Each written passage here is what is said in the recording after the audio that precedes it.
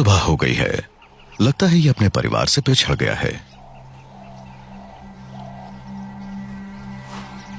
हमने एक छोटे एलिफेंट को देखा। ये 4 या 5 साल का बच्चा है। ये बिल्कुल अकेला है और इसके आसपास कहीं भी इसकी फैमिली दिखाई नहीं दे रही। यूजुअली माएं बच्चों को अपने पास ही रखती हैं। उनका मैटरनल बॉन्ड बहुत स्ट्रांग होता है। वो अपने बच्चों को कभी अकेले नहीं छोड़ती, लेकिन इस वक्त ही अकेला है। सेफ्टी के लिए पूरी तरह से अपनी फैमिली पर ही डिपेंड करता है। लुआंगवा में एक एडल्ट एलिफेंट को किसी जानवर से कोई खतरा नहीं रहता, लेकिन एक ऐसे अकेले यंग एलिफेंट को लायन और हाइना जैसे जानवरों से खतरा बना रहता है। ये बच्चे यहाँ बिल्कुल भी सेफ नहीं है। खाने की तलाश में एलिफेंट्स एक दिन में 30 से भी ज्यादा किलोमीटर चलते हैं। इसको जिंदा बचने के लिए जल्द से जल्द अपनी फैमिली को ढूंढना होगा।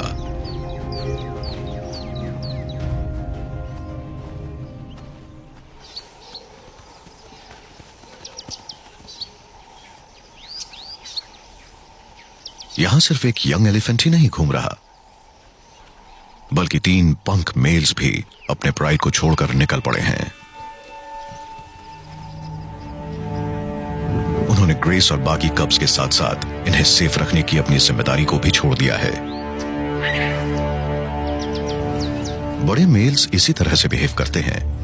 वो अक्सर नई फीमेल्स की तलाश में निकल जाते हैं, जिससे प्राइड पर दूसरे लायंस के हमले और कब्जे का रिस्क बना रहता है।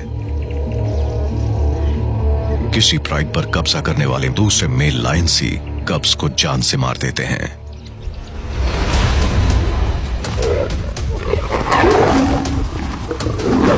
जब एक मेल लायन किसी इलाके पर कब्जा करता है, तब वो उन सभी कब्स को मारने की कोशिश करता है जो उसके नहीं हैं, ताकि फीमेल्स किसी दूसरे के बच्चों को पालने में एनर्जी खर्च ना करे। हर बड़ा मेल लायन कब के लिए खतरनाक है।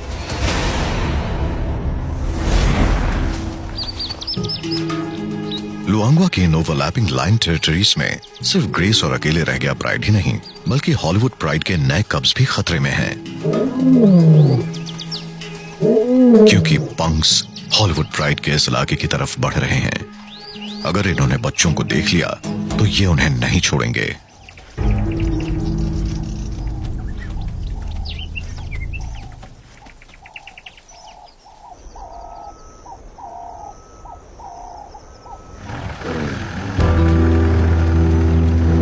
रात में नए कब्स के बारे में पता लगने के बाद नेथन अब उन्हें दिन में देखना चाहता है। वो वहां पहुंचता है जहां वो छिपे हुए थे, और एवा को ठीक उसी जगह देखकर वो बहुत खुश है। रात को थर्मल इमेज कैमरा के थ्रू हमने 3 कब्स देखे थे।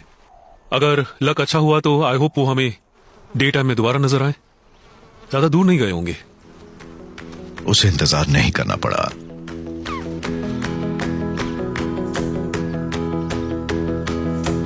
हॉलीवुड प्राइड की नई जनरेशन को हम पहली बार अच्छी तरह देख रहे हैं। सबसे पहले 1 महीने के 2 फ्लफी कब्स बाहर निकले, और उनके पीछे पीछे तीसरा भी, जिसके ऊपर अलग तरह के स्पॉट्स बने हुए हैं। ये तीसरा कप काफी अलग दिखता है। इसके सिर पर लेपर्ड्स की तरह छोटे छोटे स्पॉट्स बने हुए हैं। वैसे तो सभी कब्स पर स्पॉट्स होते हैं, लेकिन इसके स्पॉट्स काफी क्लियरली नजर आ रहे हैं। ये स्पॉट्स कब्स को झाड़ियों में छिपने में हेल्प करते हैं। जैसे जैसे ये बड़े होते जाएंगे, स्पॉट्स गायब होते जाएंगे। ये अपने बाकी भाइयों से काफी अलग दिखता है। आई थिंक भाई है। ये तीनों मेल ही लग रहे हैं मुझे। पैदा होते वक्त कब्स का वेट 1 से 2 किलो के बीच होता है, जो कि उनके एडल्ट बॉडी वेट का 1% है। और अगर उन्हें तेजी से बढ़ना है तो सिर्फ माँ के दूध से ही उन्हें एक दिन में 100 ग्राम वेट बढ़ाने की जरूरत पड़ती है। इन तीनों कब्स की कंडीशन बहुत अच्छी है। ये एनर्जी से भरे हुए हैं, मस्ती कर रहे हैं, खेल कूद रहे हैं, एंजॉय कर रहे हैं। ये जल्दी से सब तरह की आवाजें निकालना सीख लेंगे। हर आवाज का एक अलग मतलब होता है, लेकिन शेर की दहाड़ 2 साल के बाद ही सुनने को मिलेगी।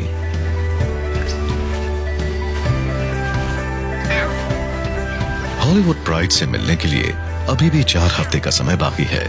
तब तक ये कब्स थोड़े और स्ट्रांग हो जाएंगे। एवा को इन्हें अच्छी तरह से खिला पिलाकर और छिपा कर रखना होगा।